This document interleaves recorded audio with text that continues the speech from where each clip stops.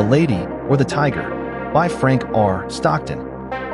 In the very olden time there lived a semi-barbaric king whose ideas, though somewhat polished and sharpened by the progressiveness of distant Latin neighbors, were still large, florid, and untrammeled, as became the half of him which was barbaric. He was a man of exuberant fancy, and, withal, of an authority so irresistible that, at his will, he turned his varied fancies into facts. He was greatly given to self-communing, and, when he and himself agreed upon anything, the thing was done. When every member of his domestic and political systems moved smoothly in its appointed course, his nature was bland and genial. But, whenever there was a little hitch, and some of his orbs got out of their orbits, he was blander and more genial still, for nothing pleased him so much as to make the crooked straight and crush down uneven places. Among the borrowed notions by which his barbarism had become semified was that of the public arena, in which, by exhibitions of manly and beastly valor, the minds of his subjects were refined and cultured. But even here the exuberant and barbaric fancy asserted itself. The arena of the king was built, not to give the people an opportunity of hearing the rhapsodies of dying gladiators, nor to enable them to view the inevitable conclusion of a conflict between religious opinions and hungry jaws, but for purposes far better adapted to widen and develop the mental energies of the people. This vast amphitheater, with its encircling galleries, its mysterious vaults, and its unseen passages, was an agent of poetic justice, in which crime was punished, or virtue rewarded, by the decrees of an impartial and incorruptible chance. When a subject was accused of a crime of sufficient importance to interest the king, public notice was given that on an appointed day the fate of the accused person would be decided in the king's arena, a structure which well deserved its name.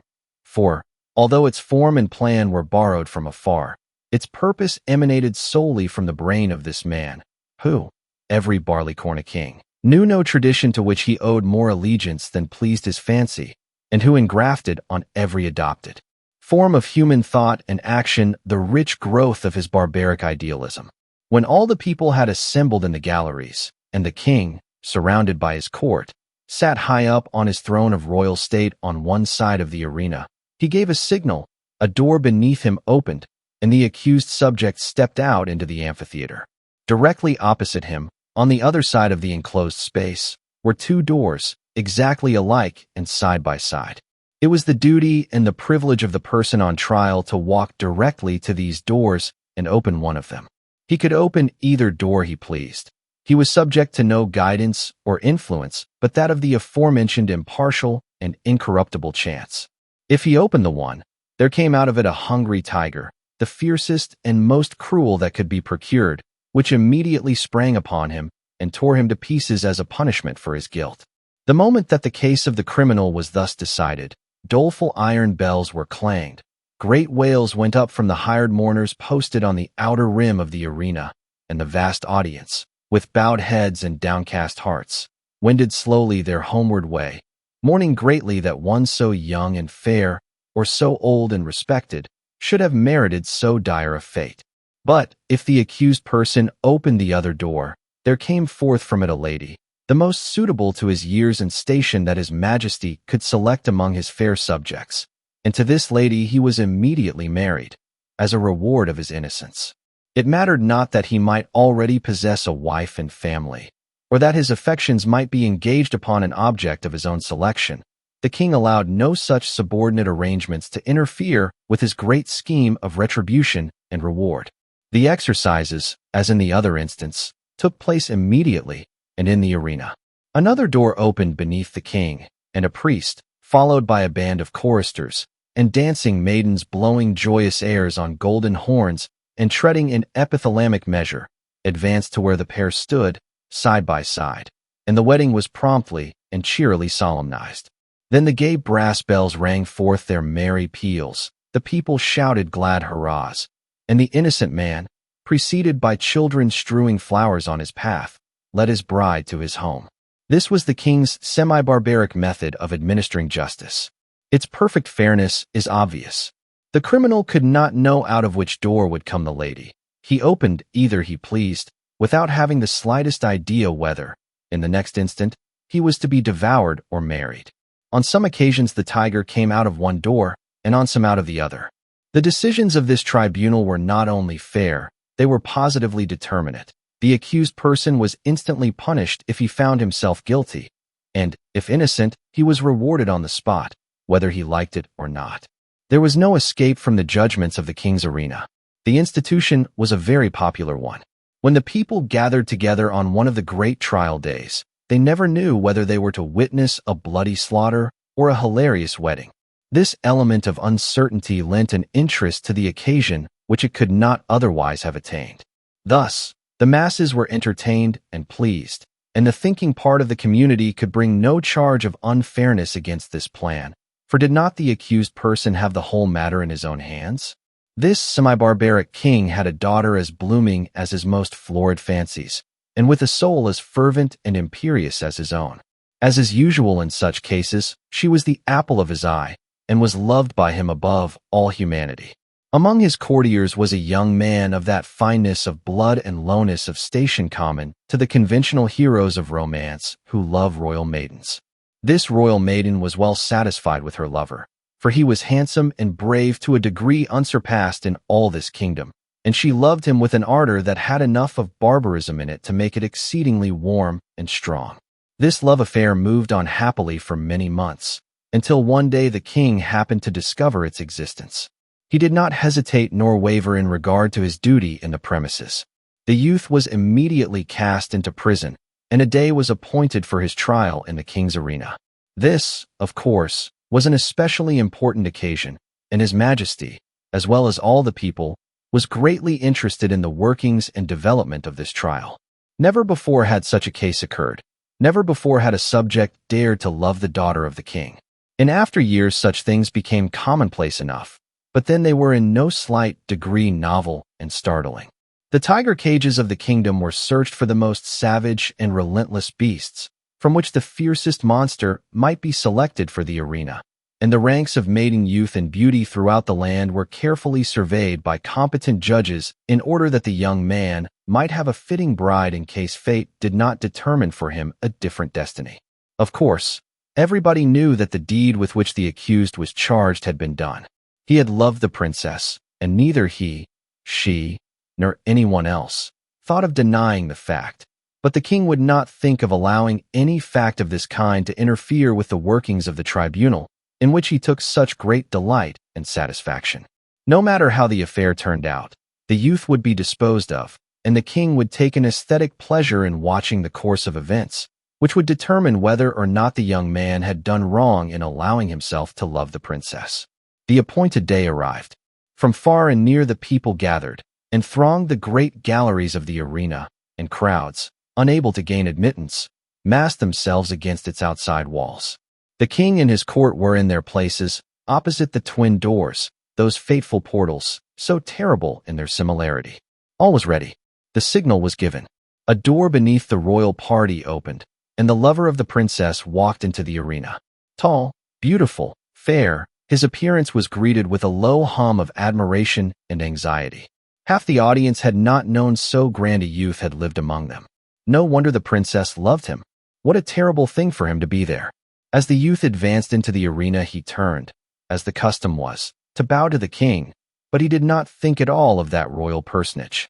His eyes were fixed upon the princess, who sat to the right of her father. Had it not been for the moiety of barbarism in her nature, it is probable that lady would not have been there, but her intense and fervid soul would not allow her to be absent on an occasion in which she was so terribly interested. From the moment that the decree had gone forth that her lover should decide his fate in the king's arena, she had thought of nothing, night or day, but this great event and the various subjects connected with it. Possessed of more power, influence, and force of character than anyone who had ever before been interested in such a case, she had done what no other person had done. She had possessed herself of the secret of the doors. She knew in which of the two rooms that lay behind those doors stood the cage of the tiger, with its open front, and in which waited the lady. Through these thick doors, heavily curtained with skins on the inside, it was impossible that any noise or suggestion should come from within to the person who should approach to raise the latch of one of them. But gold, and the power of a woman's will, had brought the secret to the princess. And not only did she know in which room stood the lady ready to emerge, all blushing and radiant, should her door be opened, but she knew who the lady was. It was one of the fairest and loveliest of the damsels of the court who had been selected as the reward of the accused youth, should he be proved innocent of the crime of aspiring to one so far above him. And the princess hated her. Often had she seen, or imagined that she had seen, this fair creature throwing glances of admiration upon the person of her lover, and sometimes she thought these glances were perceived, and even returned. Now and then she had seen them talking together. It was but for a moment or two, but much can be said in a brief space. It may have been on most unimportant topics, but how could she know that? The girl was lovely, but she had dared to raise her eyes to the loved one of the princess. And, with all the intensity of the savage blood transmitted to her through long lines of holy barbaric ancestors, she hated the woman who blushed and trembled behind that silent door. When her lover turned and looked at her, and his eye met hers as she sat there, paler and whiter than any one in the vast ocean of anxious faces about her, he saw, by that power of quick perception which is given to those whose souls are one, that she knew behind which door crouched the tiger, and behind which stood the lady. He had expected her to know it. He understood her nature, and his soul was assured that she would never rest until she had made plain to herself this thing, hidden to all other lookers-on, even to the king. The only hope for the youth in which there was any element of certainty was based upon the success of the princess in discovering this mystery. And the moment he looked upon her, he saw she had succeeded, as in his soul he knew she would succeed. Then it was that his quick and anxious glance asked the question, which? It was as plain to her as if he shouted it from where he stood. There was not an instant to be lost. The question was asked in a flash. It must be answered in another. Her right arm lay on the cushioned parapet before her. She raised her hand and made a slight, quick movement toward the right. No one but her lover saw her. Every eye but his was fixed on the man in the arena. He turned, and with a firm and rapid step he walked across the empty space. Every heart stopped beating, every breath was held, every eye was fixed immovably upon that man. Without the slightest hesitation, he went to the door on the right and opened it. Now, the point of the story is this: did the tiger come out of that door, or did the lady? The more we reflect upon this question, the harder it is to answer. It involves a study of the human heart, which leads us through devious mazes of passion, out of which it is difficult to find our way. Think of it, fair reader, not as if the decision of the question depended upon yourself, but upon that hot-blooded, semi-barbaric princess, her soul at a white heat beneath the combined fires of despair and jealousy. She had lost him, but who should have him? How often, in her waking hours and in her dreams, had she started in wild horror and covered her face with her hands as she thought of her lover opening the door on the other side of which waited the cruel fangs of the tiger. But how much oftener had she seen him at the other door? How in her grievous reveries had she gnashed her teeth and torn her hair when she saw his start of rapturous delight as he opened the door of the lady? How her soul had burned in agony when she had seen him rush to meet that woman, with her flushing cheek and sparkling eye of triumph. When she had seen him lead her forth, his whole frame kindled with the joy of recovered life. When she had heard the glad shouts from the multitude and the wild ringing of the happy bells. When she had seen the priest, with his joyous followers, advance to the couple and make them man and wife before her very eyes. And when she had seen them walk away together, upon their path of flowers, followed by the tremendous shouts of the hilarious multitude, in which her one despairing shriek was lost and drowned. Would it not be better for him to die at once, and go to wait for her in the blessed regions of semi-barbaric futurity? And yet, that awful tiger, those shrieks, that blood. Her decision had been indicated in an instant, but it had been made after days and nights of anguished deliberation. She had known she would be asked, she had decided what she would answer, and, without the slightest hesitation, she had moved her hand to the right. The question of her decision is one not to be lightly considered, and it is not for me to presume to set myself up as the one person able to answer it. And so I leave it with all of you. Which came out of the open door, the lady or the tiger? The end. The Lady or the Tiger by Frank R. Stockton.